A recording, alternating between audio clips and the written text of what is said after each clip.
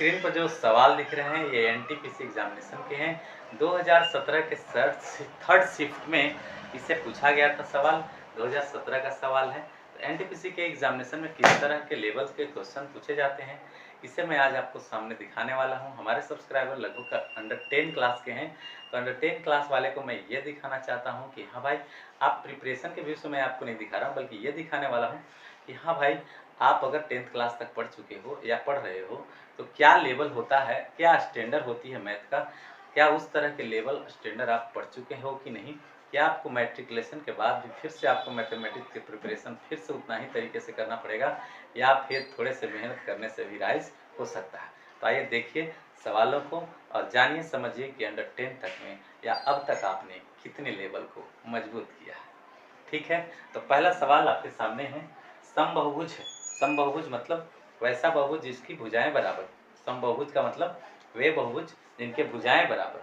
जैसे हम लोग वर्ग भी अगर बनाते हैं तो ये भी एक समबहुभुज ही होता है। ठीक है, अगर एक त्रिभुज बनाते हैं बराबर भुजा वाला तो इसको भी हम समबहुभुज ही कहेंगे। तो उसी तरह से कोई समबहुभुज होगा, हो सकता है कि 5 भुजा वाला हो, 5 भुजा वाला हो, 6 भुजा वाला हो, कुछ भी हो सकता है। तो हमें पता नहीं है कि वह समबहुभुज आखिर कौन है, लेकिन ये कह रहा है कि उस बहुभुज में प्रत्येक जो कोण है, अरे कोण जो है वो अंतः कोण है एक तरह से कहें। ठीक है, ये अंतः कोण दिया, यहाँ लिखा नहीं है भले, लेकिन ये है क्या, अंतः कोण है। ठीक है, कितने डिग्री का है, 150 डिग्री का। ठीक है, तो आप कंफर्म हो गए होंगे ये क्या हो रहा है, अंतः कोण दिया गया। अब ये हमको अभी तक पता नहीं है, इट में भी कि एक त्रिभुज में भी अंतः कोण 150 डिग्री का हो सकता है, क्या पता। तो भुजाओं की संख्या ज्ञात करें। हाँ, लेकिन एक बात है कि अगर त्रिभुज है तो प्रत्येक कोण 150 तो कभी नहीं होगा। अगर चतुर्भुज है तो भी प्रत्येक कोण 150 डिग्री नहीं होगा, क्योंकि समबहुभुज में क्या होता है कि प्रत्येक कोण भी बराबर है और प्रत्येक भुजा भी बराबर। ठीक है, कैसे आप समबाहु त्रिभुज की बात करो तो प्रत्येक कोण 60 डिग्री के हो जाते हैं, वर्ग की बात करो तो प्रत्येक कोण 90 डिग्री के हो जाते हैं। उसी तरह से कोई अगर समबाहुभुज होगा तो उसका प्रत्येक कोण अगर 150 है, एगो 150 है, तो प्रत्येक कोणों की भी मेजरमेंट कितनी होगी, 150 ही होगी। क्लियर है। तो आखिर 150 अगर है तो भुजाओं की संख्या कितनी है, तो इसको निकालने के लिए हम वेरी सिंपल एकदम मेथड अपनाते हैं। बस करना कुछ नहीं बाबू, इसको आप एक्सटेंड कर दो आगे। कैसे, आप त्रिभुज बनाते समय बहिष कोण बनाए होंगे, भुजाओं को एक्सटेंड कर देते हैं, आगे की ओर बढ़ा देते हैं, और जब ये भुजाएं बढ़ जाती है तो इस तरह से ऐसे करके एक बहिष कोण बनता है। और इस बहिष कोण का मान क्या होता है, तो अगर अंदर का पता हो तो बाहर का निकल जाएगा। माना कि अगर अंदर 30 डिग्री है या 60 डिग्री, सपोज दैट अगर ये समबाहु त्रिभुज था तो अंतः कोण अगर 60 डिग्री था प्रत्येक, अगर ये 60 है तो बगल वाला कितना हो जाएगा, 120। उसी तरीके से अगर ये 150 है तो इस भुजा को अगर हम बढ़ा दें तो यहाँ पर कितने डिग्री का कोण बनेगा, यही सोचना है। तो ये तो रैखिक युग्म हो गया ना। इस तरह से अगर रेखाएं बनी है, ये 150 डिग्री का बता रहा है तो ये कितना हो जाएगा, 30 डिग्री का हो जाएगा, तो 30 डिग्री हो गया। ठीक है, अब इसी प्रकार से हर बाहरी कोण कितने डिग्री का बनता रहेगा, 30 डिग्री का बनता रहेगा, 30 डिग्री का बनता रहेगा, 30 डिग्री का बनता रहेगा। लेकिन ये पता रहे तब ना कि भुजा कैगो है, कितने बनेंगे, भुजा ही तो ज्ञात करनी है।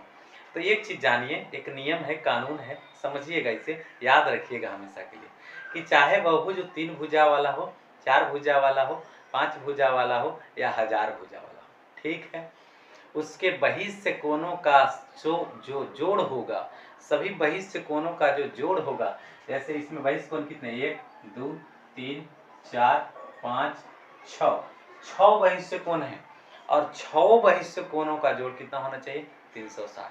अगर 7 भुजा वाला है तो 7 बहिष्य कोण होंगे, तो 7 बहिष्य कोणों का जोड़ कितना होना चाहिए, 360।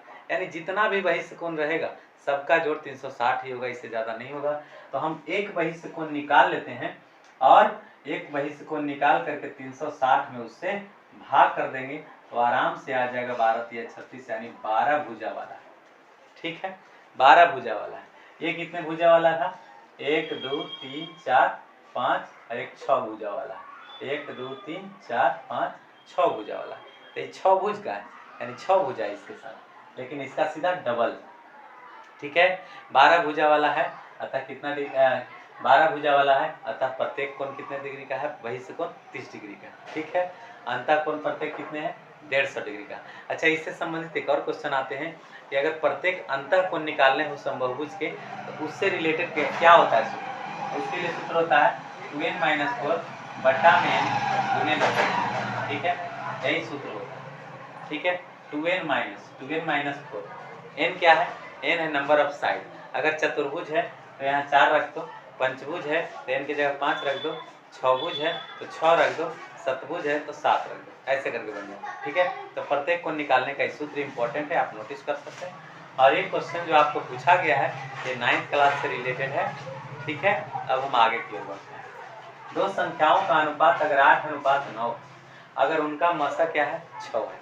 आप पढ़ चुके हैं 10th क्लास में दिया गया लसा गुने मसा, और सीबीएसई वाले में जानते हैं 6-7 में ही दिया हुआ है लसा गुने मसा बराबर पहली संख्या गुने दूसरी संख्या, क्या है एलसीएम गुने एचसीएफ बराबर पहली संख्या गुने दूसरी संख्या, ठीक है।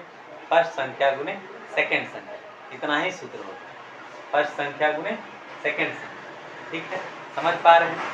अब यहाँ पर हमको प्रॉब्लम क्या है, तो यहाँ देख पाए होंगे बातें क्लियर एकदम हो रही है, एकदम स्पष्ट है, ठीक है, अच्छा लग रहा है। चलिए देखते हैं संख्याएं। अब 8:9 में जो संख्याएं हैं उनका अनुपात क्या है 8:9 है। अब संख्या 8:9 में है, क्या पता कि उसमें क्या होगा, लेकिन एक बात है कि संख्याओं में से हम क्या निकाल लेते हैं कॉमन, जो संख्याओं में से कॉमन निकाल लेते हैं वही एचसीएफ रहता है। जैसे एक एग्जाम्पल से दिखाते हैं, जैसे 10 और 15 एक सिंपल सा क्वेश्चन ले लेते हैं, एक 8 और 4 ले लेते हैं, सिंपल सा क्वेश्चन। अगर आप इसका एचसीएफ निकालना चाहो तो आप करते क्या हो, ई बना है 2 गुने 5 से, ई बना है 3 गुने 5 से, ठीक है।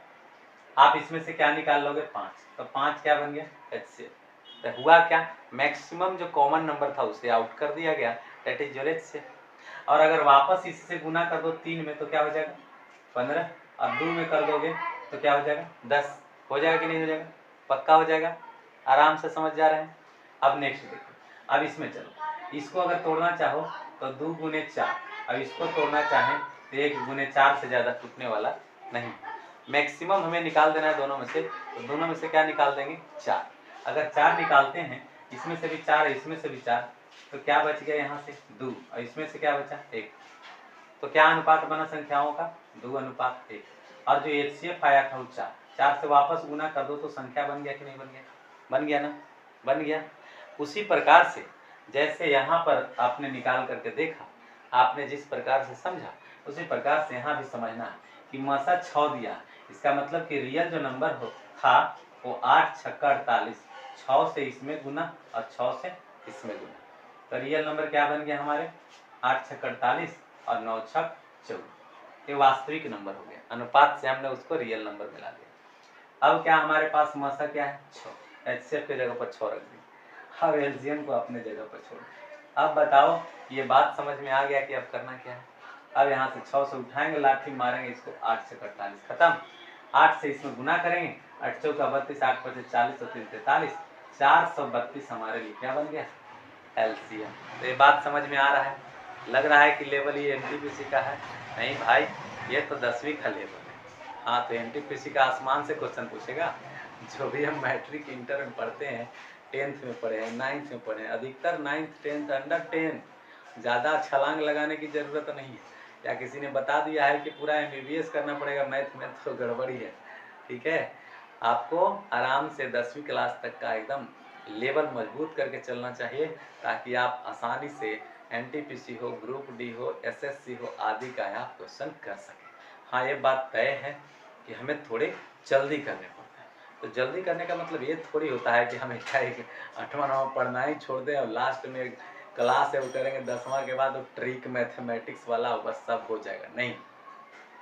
जिसके पास नहीं है फंडामेंटल उसका नहीं चलने वाला है ही मेंटल, ठीक है, वो मेंटल हो जाओगे, पगला हॉस्पिटल भेज देगा, ठीक है।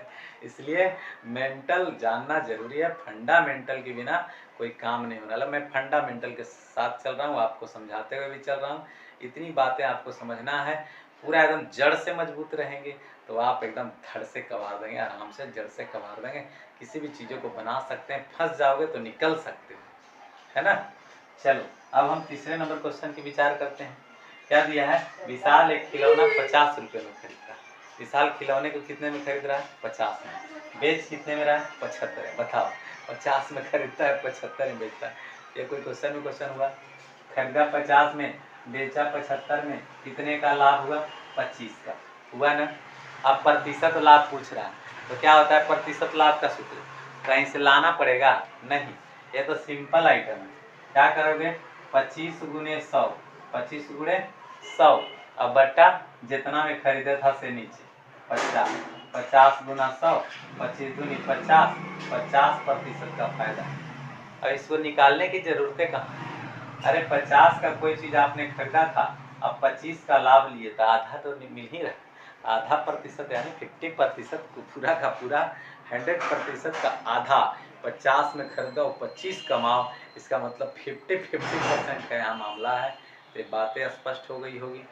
स्पष्ट अगर हो गया है तो आज से विश्वास कीजिए कि आप निश्चित रूप से जिस प्लिंथ पर खड़े हैं, पिलर पर खड़े हैं, जिस प्रकार से आप तैयारियां 8, 9, 10 की कर रहे हैं, वैसे ही और थोड़े दर्दनाक तरीके से करिए, ताकि किसी भी तरह की समस्या न रह जाए, कोई भी कहना सुना न रह जाए कि हमने ये नहीं किया था, हमने वो नहीं किया था 8वां में 9वां में। इसलिए आज से लग जाओ भाइयों एवं बहनों, आप सभी लोग इस देश के भविष्य हैं।